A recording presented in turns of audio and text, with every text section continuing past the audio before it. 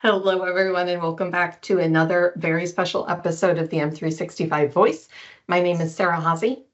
And I am Mike Maridee. And I'm Antonio Mayo. And we are thrilled to have you here with us, Maridee.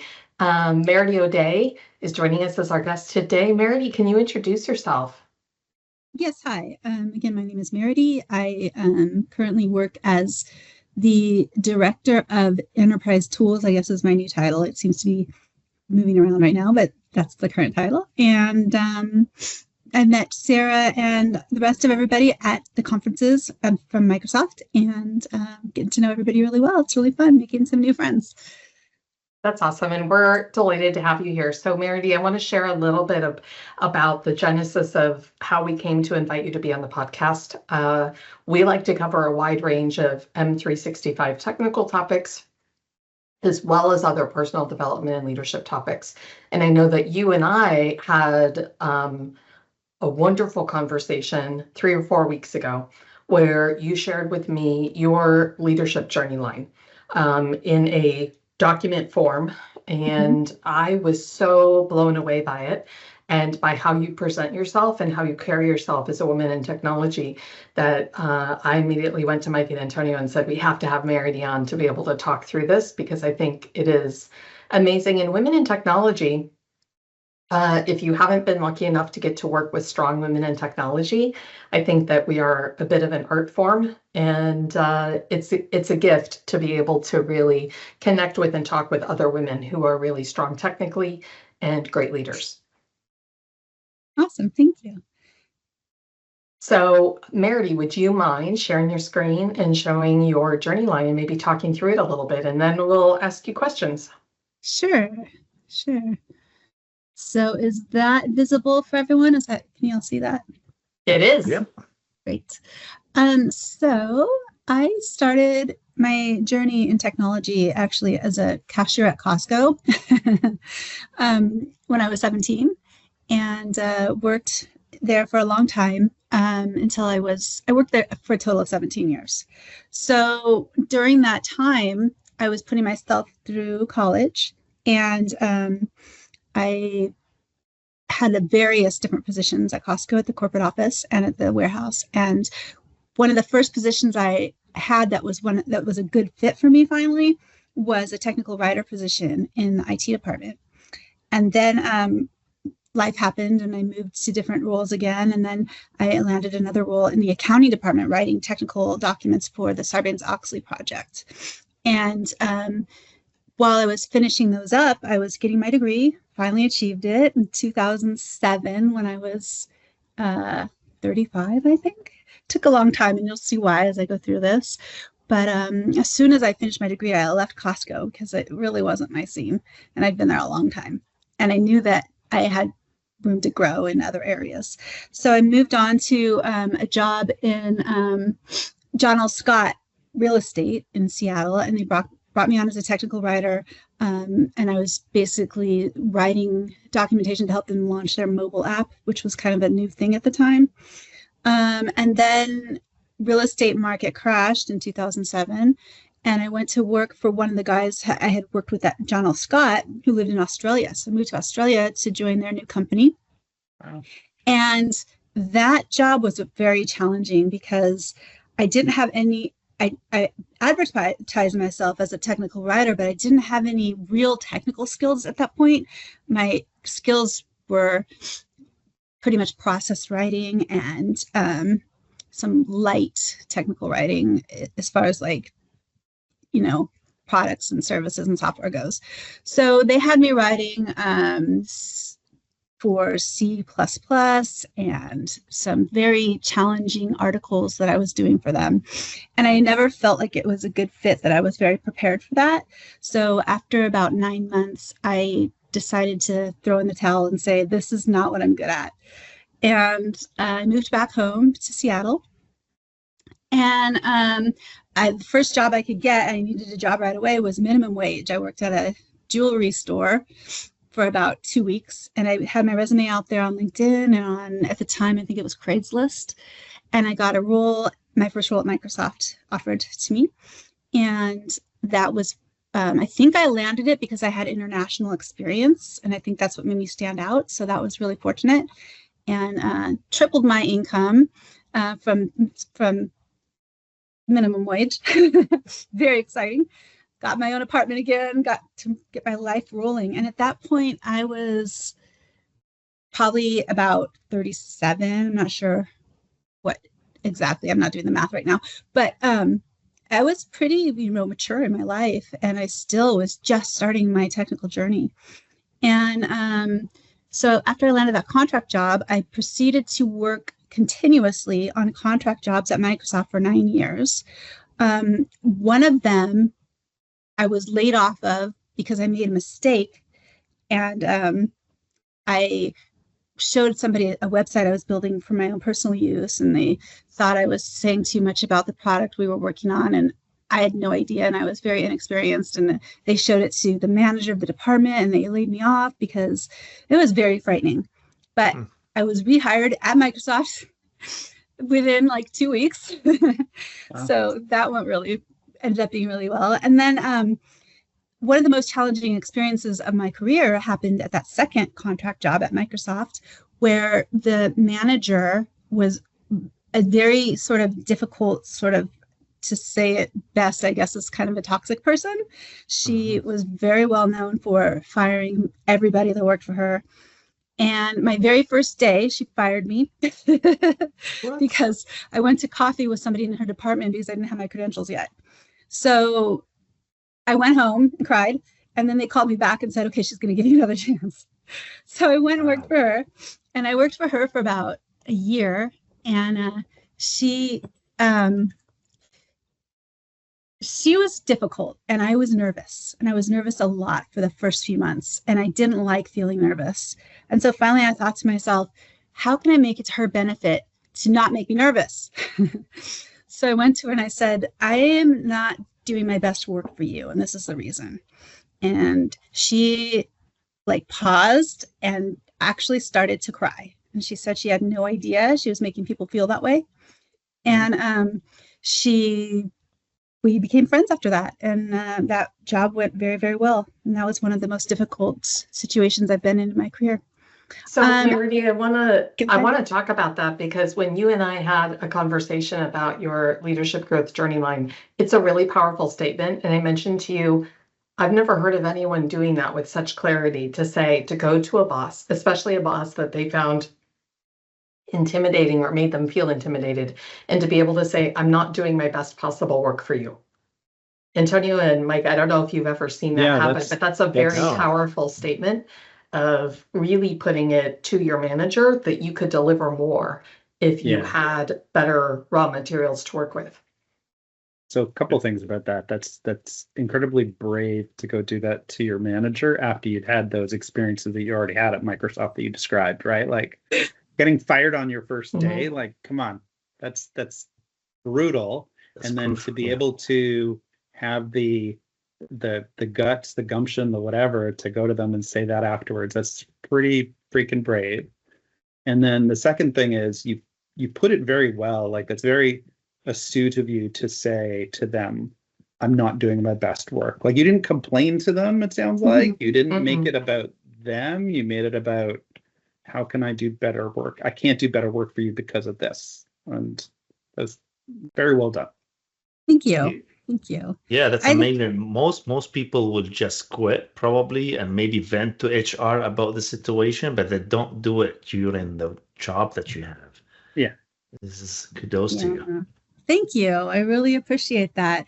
I pride myself in having a lot of emotional intelligence because of a lot of the events that I've been through in my life. So I think that helped me be prepared for that situation in some ways and communicate it. So after the 9 years of consulting work, I was hired at my current company as a consultant, and they hired me full time. And at that point, I was a SharePoint specialist.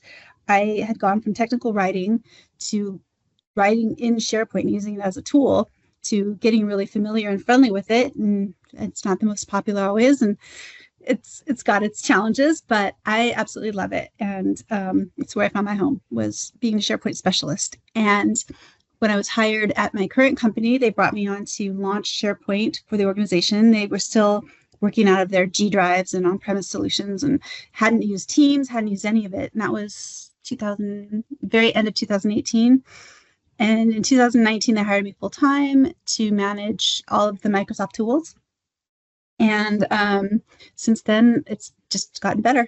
And I'm super excited to be where I'm at, making more money than I ever dreamed of. Like, I feel like I'm having free money because I'm having so much fun. And yeah, that's where I landed. So it feels really good. I don't think there is any free money. You've earned it. You worked hard for it. You're smart. Yeah. So Thanks. you deserve it. Yeah. Thanks. And I like seeing your journey line because you and I started out in the same type of roles because I started out my career as a technical writer. It's amazing, actually, because being a writer or being based in communications as a starting point to then going through and actually landing and eventually evolving into the Microsoft and the SharePoint space is actually a really natural evolution, but all of us take such different journeys to be able to get there.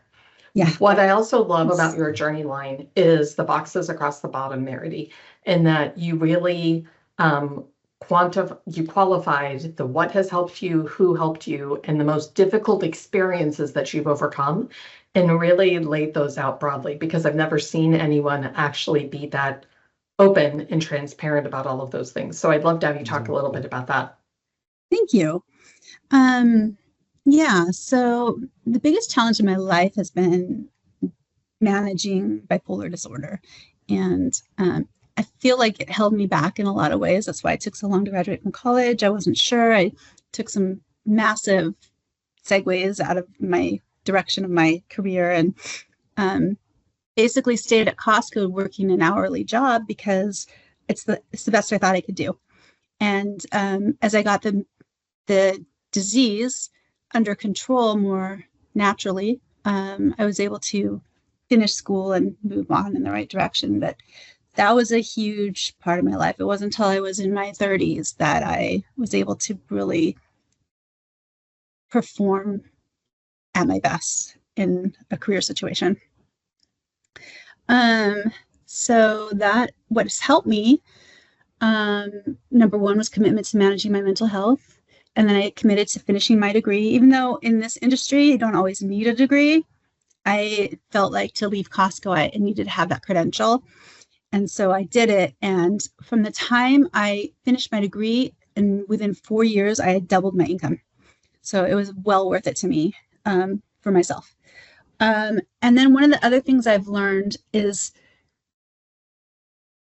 when you focus on what you're good at and you do what you love, and then the things that you're not good at, recognize and get support for those areas, then that's helped me be really successful, I think. Because I've just found that doing what you love, following your bliss, the Joseph Campbell thing, is really a great way to find success. So that's helped me. I'm very resilient. As you can see, I've been up and down and all around in my experiences. And then some of my traits that I've had to focus on and learn, which were my weaknesses, some of them were tolerance of uncertainty, receiving critical feedback without pushing back, and just being able to really try to connect with individuals, because sometimes in a group situation, it's hard to take in everyone, but if you look at each person individually, it's a lot easier to get points across and understand, and that's worked for me. And then the conferences, the Microsoft conferences have been awesome. So. Tolerance of uncertainty is a pretty profound statement. I find that in periods of your life, sometimes you get to the point where things are fairly routine, meaning you don't experience a lot of change from a career perspective or maybe from a personal perspective, but then you get into periods where there's a whole lot of uncertainty or a whole lot of change at one time. I always appreciate it when I adapt well to change, but to do that, I know that I need to be living through change almost continually. It's more comfortable to deal with certainty than uncertainty. Yes. I'm interested, Mike, in your thoughts on this one, because when we talk about doing consulting, right, you're an independent consultant. So I think that you have to have a pretty healthy space to say, hey, some things I know about what's going to come next and some things I might not, but I'm open for whatever that is. Yeah, absolutely. It's I can relate to this, especially when you are independent consultant and you jump in from one client to another, and sometimes you don't know what to expect. As one person doing the work, you're looked at as the expert, but you don't expect what's going on. You have that uncertainty of what the expectations are going to be, and uncertainty of the deliverables you're going to have as well. So it is always challenging, but I love it because it's challenging the mind is the way to keep alive and keep learning more, and then keeping that mind much younger than you think it is. So I can definitely relate to what you have gone through and what things have helped you as well. Thank you. Yeah, managing to be uncertain. One of my recent managers recommended a book called something like Our Iceberg is Melting or something, and it's really a great story about penguins and learning to live with melting icebergs, which is a constant state of change. So anyway, yeah, that's been really helpful for me. It's great to see that you have found the tools, or you created the tools yourself and environment and the mindset that has helped you throughout the journey and all the challenges, career-wise, education, and your bipolar as well. It's amazing. I love it. It's very inspiring what you've done. Thank you. There have been a few individuals who have really had an impact, and I want to mention some of that because without these people contributing, I would not be where I am. And one of them was when I was at Costco, there was a woman who observed me being all over the place with my moods and approached me very bravely and just quietly said, I think I have a feeling what might be happening for you, she said, and I just want you to know that there are solutions for it. And I said, are you sure? Can I really get better? And she said, absolutely. And so that was one of the changing moments of my life when I figured out, okay, this is not a disease that can't be managed. This is something, that can heal. So, and then you can be open about it because you and I have talked about this, and you don't, you were very willing to come on, talk about your leadership journey line and how every aspect of your life has led you to being able to excel and succeed, including bipolar disorder. Because having an awareness of that has helped you to become who you are, and that you're very willing to be open about it in the hopes that you'll be able to help other people. And I know that you also do a lot of volunteer work for NAMI. Do you want to talk a little bit about what NAMI is? I was going to ask what NAMI is. Yeah, it's the National Alliance on Mental Illness. So it's a nationwide in the U.S. They call it a grassroots network. And so they're just trying to motivate people and help them to understand that there doesn't need to be a stigma around mental illness and mental health issues, and to talk about them openly and get it out there, and, find people who've been successful and have them be available to encourage people who, may be struggling, So I've done presentations for schools and parents of people who struggle, and gotten some really good feedback on that. Wanted to give back. That's actually really good. That I personally think that's really good that you're so open about that, because there's several people I know that are not willing to talk about having bipolar illness, and I hope that it's liberating for you, that it kind of frees you up, hopefully, in a sense, not to worry about it or not to let that stop you. Exactly. Yeah. I'm curious about your commitment to finish your degree. So I went through similar from a degree standpoint. So that's awesome. A couple questions for you on that. This doesn't matter. I'm just curious. What degree did you complete? Well, I had the goal of a psychology degree, but they ended the evening degree program before I could finish because I was in it for like 10 years. So I ended up with a social science degree, just a basic broad Okay. No, that's degree great. from And the do you mind if I University of ask- Washington. Yeah. Okay. And do you mind if I ask how long that took you? Well, I was, I think, 37 or 35 when I finally graduated, and I started when I was 22. Okay. Okay. And I went Okay. through community college and then went to a 4-year university at the University of Washington. Okay. Very good. That's a long time to stick with it. It's hard to stick with a it's some degree that nightmares. long. It is hard to stick with a degree Yeah. for that long. And I don't know that I knew that, Antonio, that you also had to really stick with it to earn your degree. Yeah. So my degree, so I have a computer science and math degree, which is normally a 4-year degree, but that took me 7.5 years to do. Yeah. And I was fortunate that I was already working in my field. I had to work through that entire time to pay for my degree. So many times I thought of just quitting because like I'm already working in the field, right? But why do I need? But I did stick with it. I made a commitment to stick with it, thanks to my mom, actually, who forced me to have the commitment to finish it. And I'm glad that I did, but it's a slog to go through that while you're also working. Like it's hard. Yes. It's It is really very hard. difficult. Really. Takes It a is lot of very commitment. hard to Yeah. do. So big Yes. kudos to you for that. That's awesome. Thank you. And like And you I said, noticed that you said, Maridee, that within, what did you say, 2 years of earning 4 your years. degree, 4 years, you doubled your salary. Yeah. And I wonder how much of that was because no doubt it was great to achieve that and have your degree, but I also think it was mostly your mindset of if I set and achieved this goal that was really hard, I can achieve other goals that are really hard. And then you started seeing such success in your career. And as a value, I learned the value of taking risks because it would have been safe to stay at Costco. They said, no one ever gets fired from Costco, and moving into a consulting career, you can be fired at the drop of a hat, as I learned. So I've always carried this, oh my gosh, I'm going to get fired because I don't work at Costco anymore feeling. I've had to overcome that with the imposter syndrome and all that stuff, but it's happening and getting better. So could we go back to your entrance to the SharePoint world? What was it that brought you to the SharePoint world? Because that kind of takes us to the industry that the three of us started in, I'll say. What brought you to the SharePoint world?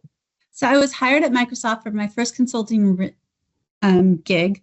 And we were working on something called the PI store, I think it was. It was because open source had just become kind of like a thing, and Microsoft was trying to convert, I don't remember all the details, but they were needing to convert a lot of their information into a way that other people could consume it outside of the company. And so I was helping write this program, and I was communicating with people overseas to be able to write it. And I was doing the documentation in SharePoint. So Gotcha. I learned to use SharePoint. And then at my next role, I was documenting BPOS, and if anyone remembers that, and processes. But I was using SharePoint again, and I transferred. They had all their stuff in Word documents, and I transferred it all into a SharePoint site, like a wiki. And then I started messing around with SharePoint, like, well, can it do this? Can it do that? Most of the time, no, but sometimes yes, and it's very exciting. So the SharePoint land that we all grew up in, where you try 27 million different ways, and then you finally find one that works and feel like you just won the lottery. Yes. Exactly. So I absolutely love the level of success and having honest conversations about sometimes that you get into roles that are not the right fit for you. And I really like the way that you talk about N squared, because might be a great company, might be a great opportunity, but for you and where you were in your career and what you wanted to do and what you were good at and what they needed was not a good fit. And you were brave enough to say, I'm going to leave this and I'm going to set my sights on something new, even if you don't know what that is right away. And that was in Australia, wasn't it? You actually moved to Australia for that role, which is a big adventure in and of itself. So I imagine that probably had some of its challenges as well. Yeah. How long were you in Australia for? About 10 months. Okay. And I have so many friends I've met there that I'm still in contact with regularly, and Nice. lots of good experiences too. Great. That's amazing. So I love being able to see and talk with you about technology and where you're going. And I know that you now have a director role at your company, and you're taking over more areas of technology for them. What are the top 3 things that you're excited about going into 2025 in terms of your career? Well, we're doing an entire restructure of our SharePoint tenant. And so I'm excited to be involved in that, and having a hand in basically recreating how all of it is structured. So I started at the small part of the company that was 30 people, and now I'm working with like 3,000 and managing a SharePoint for all of those people. So it's really a big change for me to learn to deal with that volume and that enterprise level. So that's one of the big ones, is the restructure.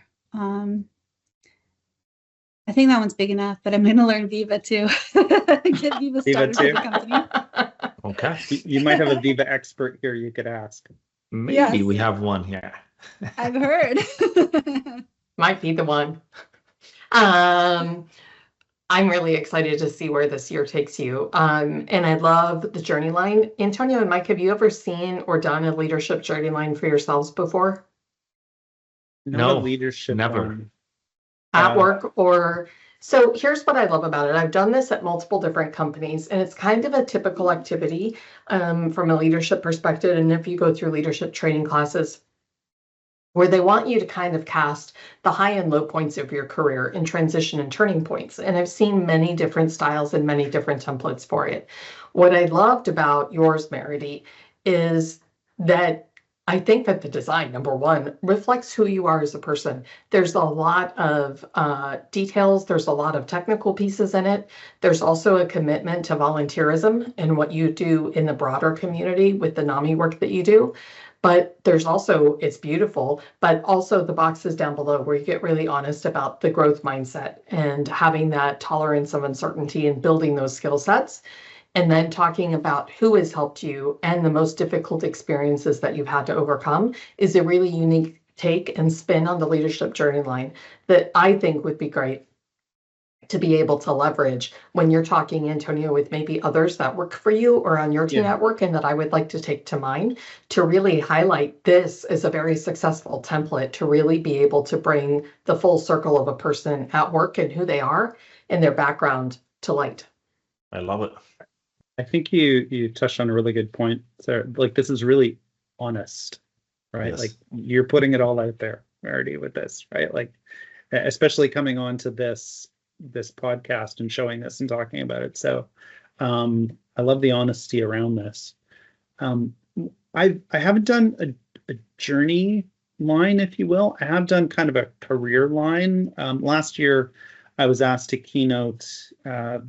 First time I ever did a keynote, I was asked to keynote at a conference, and they asked me to talk a little bit about my career. So I kind of put it on the timeline.